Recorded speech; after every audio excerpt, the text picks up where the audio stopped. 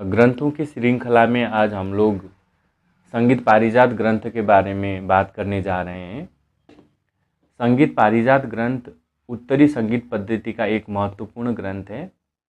इसके लेखक पंडित अहोबल शास्त्री हैं। इनके पिता का नाम कृष्ण पंडित था। मध्य युग में हम जितने भी ग्रंथ वगैरह देखते हैं वो सारे हमें संस्कृत में प्राप्त होते हैं। इसलिए इन्होंने अपने पुत्र को संस्कृत का ज्ञान दिया, संगीत के सैद्धांतिक और व्यवहारिक पक्षों का ज्ञान दिया।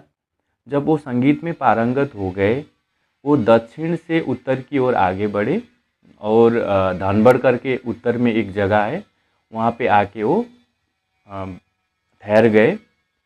उन्होंने धनबड़ में रहने का निर्णय इसलिए लिया था क्योंकि जो वहाँ के जो राजा थे वो संगीत प्रेमी, कला प्रेमी थे और संगीत कलाकारों को वो यथेष्ट सम्मान देते थे। जब वो वहाँ पे ठहरे तो उन्होंने उत्तरी संगीत पद्धति का अध्ययन किया और उत्तरी संगीत पद्धति के शास्त्रीय पक्षों को भी समझा। जब एक बार वो दरबार गए तो वहाँ पे उनका गायन हुआ। उनके गायन से राजा और उनके जो वहाँ पे राजा के जो और मंत्री वगैरह थे, उनको उनका गाना बजाना पसंद आया। इसलिए उनको वहाँ पे राजाश्रय प्राप्त हुआ धनबड़ में। तो वहाँ पे रह के इन्होंने सन 1650 में इस ग्रंथ की रचना की। इस ग्रंथ के हमें आज दो पांडुलिपियाँ प्राप्त होते हैं, जो मतलब दो जगह से ये प्रकाशित हुआ। ये संगीत पारिजात ग्रंथ, एक कलकत्ता से, दूसरा पुणे से। इस ग्रंथ की और ज़्यादा मतलब महत्व तब बढ़ गई कि इसका फारसी में अनुवाद किया गया। इस ग्रंथ के बारे में हिंदी में टीका लिखा गया। तो हम बात करेंगे कि जो फारसी अनुवाद वासुदेव के पुत्र दीनानाथ ने सन 1724 में किया था और हिंदी में टीका श्री कलिन ने सन 1941 में किया था। ये जो अहोबल का जो संगीत पारिजात ग्रंथ है, आज हमें खंडित रूप में उपलब्ध होता है ना। खंडित का मतलब ये होता है कि ये पूरा ग्रंथ हमको नहीं मिलता, इसलिए इसके अध्यायों में मतभेद है। जो आज हमें प्राप्त ग्रंथ है उसमें दो कांड हैं। एक है राग गीत कांड, दूसरा है वाद्य ताल कांड। तो इस ग्रंथ का शुरुआत अहोबल ने मंगलाचरण से किया है। उनके पूर्ववर्ती जितने भी ग्रंथकार थे, कश्यप, मतंग, सारंगदेव, इनको स्मरण करते हुए इस ग्रंथ का प्रारंभ किया। और उन्होंने सबसे पहले राग गीत कांड के बारे में बात किया है। तो जो राग गीत कांड है उसमें इन्होंने निम्न 8 बिंदुओं पे इन्होंने बात किया, या मतलब इन निम्न 8 बिंदुओं के बारे में बताया है। सबसे पहले 1 नंबर में आता है गीत कांड, दूसरा है ग्राम मूर्छना, तीसरा है वर्ण अलंकार, चतुर्थ है गमक, पांचवा है वीणा पर सुर स्थापना, छठा है मेल प्रकरण, सातवां है राग प्रकरण और आठवां है प्रबंध प्रकरण। सबसे पहले हम गीत कांड के बारे में बात करने जा रहे हैं। गीत कांड में इन्होंने नाद के बारे में बताया। नाद के जो 2 प्रकार, आहत नाद और अनाहत नाद, और उसके 3 भेद, मंद्र, मध्य और तार कहा। और इसके बाद उन्होंने श्रुतियों का वर्णन किया। श्रुति के संबंध में इन्होंने ये कहा कि हमारे शरीर में 22 नाड़ियाँ हैं, उनसे टकराते हुए जो 22 श्रुतियाँ उत्पन्न होती हैं। उसके बाद में इन्होंने शुद्ध विकृत स्वरों का वर्णन किया है। शुद्ध विकृत स्वरों का अहोबल के 2 मत हैं। पहला मत उन्होंने सैद्धांतिक तौर पे अलग माना है और व्यवहारिक तौर पे अलग माना है। सैद्धांतिक तौर पे उनके 7 शुद्ध और 22 विकृत स्वर हैं और व्यवहारिक तौर पे उनके 7 शुद्ध और 5 विकृत स्वर हैं। इनकी जो 22 विकृत स्वर है सैद्धांतिक तौर पर, वो किस तरीके से बनते हैं इसके बारे में मैं आप लोगों को थोड़ा सा बताता हूँ। कि सबसे पहले इन्होंने ये कहा रे म ध नी, इन 4 स्वरों को जब एक और 2 श्रुति क्रमशः उतारेंगे तो कोमल और पूर्व कहलाएंगे। उसके बाद में रे और ध स्वर को एक और 2 श्रुति क्रमशः चढ़ाएंगे तो तीव्र और तीव्रतर होगा। ऐसे ही म और नी स्वर को हम 1, 2 और 3 श्रुति क्रमशः चढ़ाएंगे तो तीव्र, तीव्रतर और तीव्रतम होगा। ऐसे ही गंधार स्वर को 1, 2, 3 और 4 श्रुति क्रमशः चढ़ाएंगे तो तीव्र, तीव्रतर, तीव्रतम और अति तीव्रतम होगा। इस प्रकार से उनके 22 विकृत स्वर हमें प्राप्त होते हैं, है ना। तो इसके बाद में हम लोग इस ग्रंथ में इस जो अध्याय है इसमें इस चीज़ के भी बात करेंगे कि इनका जो शुद्ध सप्तक था जो वर्तमान काफी के समान था, उन्होंने उसे सैंधव कहा है।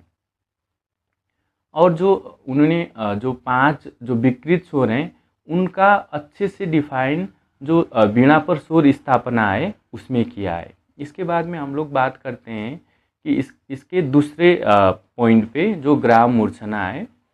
ग्राम मूर्छना में इन्होंने 3 ग्रामों का उल्लेख किया है, षडज ग्राम, मध्यम ग्राम और गंधार ग्राम, और उनकी मूर्छनाओं का भी वर्णन इन्होंने किया और लास्ट में उद्दिष्ट नष्ट का भी वर्णन किया है। इसके बाद में आते हैं वर्ण अलंकार में। तो उन्होंने वर्ण के 4 प्रकार, स्थायी वर्ण, आरोही वर्ण, अवरोही वर्ण और संचारी वर्ण, और इनसे उत्पन्न होने वाले 69 अलंकारों का वर्णन भी इसमें उन्होंने वर्णन किया। फिर उसके बाद में आता है गमक। गमक के संबंध में जो प्राचीन जो प्रवृत्ति ग्रंथकार जिस तरीके से गमक के बारे में 15 प्रकार 7 प्रकार का उल्लेख कर रहे थे, उस परंपरा से हटकर इन्होंने 20 गमकों का उल्लेख किया है। जो गमक प्रकरण जगह जगह पे हमें आज खंडित रूप में प्राप्त होता है। उसके बाद में आता है वीणा पर स्वर स्थापना।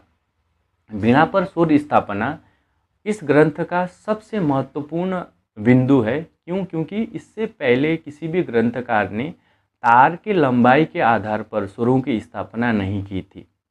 जब अहोबल ने तार के लंबाई के आधार पर स्वरों की स्थापना की, तब उन्होंने वेंकटमखी के विकृत स्वरों को स्वीकार किया है ना। तो वेंकटमखी के कितने विकृत स्वर थे? 5 विकृत स्वर थे, कैसिकी निषाद, काकली निषाद, साधारण गंधार, अंतर्गंधार और बराली मध्यम। इन्हीं 5 विकृत स्वरों का उल्लेख इस वीणा पर जो श्रुति स्वरों की स्थापना है इसमें किया है। उसके बाद में आता है हमें मेल प्रकरण। मेल प्रकरण में हमें कुल 12 मेल प्राप्त होते हैं, परंतु जो आज हमें जो संगीत पारिजात ग्रंथ प्राप्त होता है उसमें 12 मेलों के नामों का उल्लेख हमें नहीं प्राप्त होता। उसके बाद में आता है राग प्रकरण। राग प्रकरण में उन्होंने 122 रागों का उन्होंने उल्लेख किया है। उनके ग्रह अंश न्यास, उनके वादी विवादी, उनके चलन के बारे में वर्णन किया। इसके बाद में आते हैं हम लोग प्रबंध में। प्रबंध के लिए उन्होंने जैसे सारंगदेव बोल रहे हैं कि संज्ञा त्रय निबद्धस्तो प्रबंध वस्तु रूपकम, यानी स्वर ताल और पद से बधी हुई रचनाओं को इन्होंने प्रबंध कहा है। प्रबंधों के 4 धातु उद्ग्रह, मिलापक, ध्रुव और आभोग, और इनके 6 अंग तेन, विरुद्ध, पद, पाठ, स्वर और ताल, इनका उल्लेख किया है। और प्रबंधों को इन्होंने 3 भागों में बांटा, सूड, अलिक्रम और विप्रकीर्ण। उसके बाद में कुछ और प्रबंधों के भी नाम दिए, जैसे चिंदू है, फिर उसके बाद में धरु है, फिर अष्टपदम है और ध्रुपदम। तो इस जो कांड है उसके अंत में वाग्यकार के लक्षण, गायक वादक के गुण दोष आदि का वर्णन किया है। ये हमारा जो पहला कांड है ये यहाँ पे ख़त्म हो जाता है। और जो दूसरा कांड है वाद्य ताल कांड, वाद्य ताल कांड को अहोबल ने 2 भागों में विभक्त किया। एक तो उन्होंने वाद्य कांड और दूसरा उन्होंने ताल कांड। वाद्य कांड के अंतर्गत इन्होंने जो चतुर्विध वाद्य वर्गीकरण जो भरत ने दिया था, जो परवर्ती लगभग सभी ग्रंथकारों ने स्वीकार किया है, लगभग शब्द मैं इसलिए मतलब यहाँ पे इस्तेमाल कर रहा हूँ क्योंकि त्रिविध वाद्य वर्गीकरण भी है और पंच महावाद्य वर्गीकरण भी है। तो इन्होंने जो भारत का चतुर्विध वाद्य वर्गीकरण है उसको उन्होंने स्वीकार किया है। तो चतुर्विध वाद्य वर्गीकरण के अंतर्गत जो सबसे पहले आता है तंत्री वाद्य। इन्होंने तंत्री वाद्यों का वर्णन किया। तंत्री वाद्यों में इन्होंने ब्रह्म वीणा, दंडी, है ना, फिर उसके बाद में किन्नरी वीणा, तंबुरम और शोर मंडलम, इन वाद्यों का इसमें वर्णन किया है। जो तंबुरम है उसमें 4 तार लगाया जाता था और इसकी बजाने की टेक्निक आज के तानपुरे के समान था। इसलिए हम ये बोल सकते हैं कि जो आज हमें तानपुरा प्राप्त होता है इसका सर्वप्रथम उल्लेख इसी ग्रंथ में हमें प्राप्त होता है। उसके बाद में आता है आनद्द वाद्य। इन्होंने अवनद्द के लिए आनद्द शब्द का प्रयोग किया है। इसमें इन्होंने मृदंग, पटह आदि वाद्यों का उल्लेख किया और उसके बाद में इन्होंने तंत्री वाद्य और अवनद्द वाद्यों में जो गुण विद्यमान है उन वाद्यों का वर्णन किया, जो है ढक्का और रबाब। संभवतः जो रबाब है आज तंत्री वाद्य में इसको रखा जाता है, इसमें 6 तार लगाया जाता है, और जो ढक्का है उसको अवनद्द वाद्य के अंतर्गत रखते हैं। फिर इन्होंने जो तीसरा जो वाद्य का वर्ग था वो सुशिर वाद्य।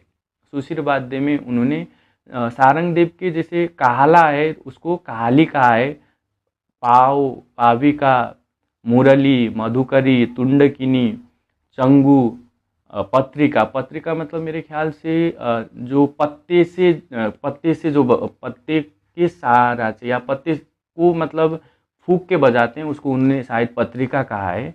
और जो चंगू है आज का मोरचंग वाद्य से संबंधित है। फिर उसके बाद में हम लोग बात करते हैं कि घन वाद्य के अंतर्गत उन्होंने ताल, झल्लरी, जय घंटा, घंटा, कल्पतरु और जल यंत्र आदि का वर्णन किया है। जल यंत्र संभवतः आज का जल तरंग है, इसलिए हम ये कह सकते हैं कि जल तरंग का सर्वप्रथम उल्लेख भी अहोबल के संगीत पारिजात में हमें प्राप्त होता है। ये हो गया वाद्य। अब बात करते हैं कि ताल के अंतर्गत इन्होंने सर्वप्रथम ताल के 10 प्राण काल, मार्ग, कालो, मार्गो, क्रियांगनी, ग्रह, जाति, कला, लय, यति और प्रस्तार, ये ताल के 10 प्राणों के बारे में कहा। उसके बाद में इन्होंने जो हमारे मार्ग ताल हैं, मार्गी ताल हमारे 5 हैं, चचटपुट, चाटपुट, षट पितापुत्रक, संपिक बेष्टक और उद्घट, इनके पाठाक्षर और इनके लक्षणों का वर्णन किया है। फिर उसके बाद में इन्होंने देसी तालों का वर्णन किया है। देसी तालों के पाठाक्षर इनका वर्णन हमें प्राप्त नहीं होता। ये हो गया इनका ताल। तो ये पूरा हो गया अहोबल का संगीत पारिजात। हम लोग अब ये देखते हैं कि एग्जाम के पॉइंट ऑफ व्यू से क्या क्या इस ग्रंथ में सबसे मुख्य चीज़ें पूछी जाती हैं। सबसे पहले तो ये पूछा जाता है कि इस ग्रंथ को किसने लिखा। तो हम इस ग्रंथ को अहोबल ने लिखा, कब लिखा? सन 1650 में लिखा, है ना। इसमें कितने श्लोक हैं? तो इसमें 500 श्लोक हैं इसमें, है ना। इसमें गमक कितने हैं? इसमें गमक हैं 20 गमक हैं। राग कितने हैं? 122 राग है ना। और इन्होंने तार की लंबाई के आधार पर स्वरों की स्थापना सर्वप्रथम की, ये एक इम्पोर्टेंट बात हो गया। दूसरी बात ये हो गया जो आधुनिक वाद्य हैं, जल तरंग और तानपुरा का सर्वप्रथम उल्लेख भी इसी ग्रंथ में हमें प्राप्त होता है। और इसमें अलंकार, इन्होंने 69 अलंकारों का वर्णन किया है। ये निम्नलिखित जो मैंने बातें बोला ये एग्ज़ाम के लिए बहुत ज़्यादा इम्पोर्टेंट है। यहाँ पे हम लोग इस वीडियो को ख़त्म करते हैं। आप लोगों को मेरा पढ़ाना अच्छा लगता है तो प्लीज़ आप लोग मेरे चैनल को सब्सक्राइब करिए, मेरे वीडियो को लाइक करिए, शेयर करिए, और हम लोग अगली वीडियो में मिलते हैं। नमस्ते।